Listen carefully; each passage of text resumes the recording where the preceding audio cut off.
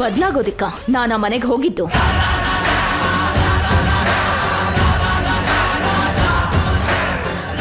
ನಾನು ನಿನ್ನ ಮಗಳಮ್ಮ. ಆ ಮನೆನ ಚಲ್ಲಪಿಲ್ಲಿ ಮಾಡಿ ಹಾಳು ಮಾಡೋವರೆಗೂ ಹೇಗಮ್ಮ ನಿದ್ದೆ ಮಾಡ್ತೀನಿ ನಾನು? ನಂಗೆ ನಿಜವಾಗ್ಲೂ ಭಯ ಆಗ್ಬಿಟ್ಟಿತ್ತು. ನೀನು ಆ್ಯಕ್ಟಿಂಗ್ ನೋಡಿ ನಾನು ನಿಜ ಅಂತ ನಂಬಿಟ್ಟಿದ್ದೆ. ನೀನು ನಿಜವಾಗ್ಲೂ ಬದಲಾಗ್ಬಿಟ್ಟಿದ್ಯಾ ಅಂದ್ಕೊಂಡೆ. ಆ ಲೆವೆಲ್ಗೆ ಆ್ಯಕ್ಟ್ ಮಾಡಿದ್ರೇ ಜಗದೀಶ್ವರಿ ಚಂದ್ರ ನಂಬೋದಮ್ಮ. ಅವರೇ ಅಲ್ಲ, ಇಡೀ ಮನೆಯವರೇ ನಂಬಿದ್ದಾರೆ. ಆದರೆ ನನ್ನ ಗಂಡನ್ ಬಿಟ್ಟು ಎಲ್ಲಿ ಏನೇ ಆದರೂ ನೀನು ಬಂದಿದ್ದು ಒಳ್ಳೇದೇ ಆಯ್ತಮ್ಮ.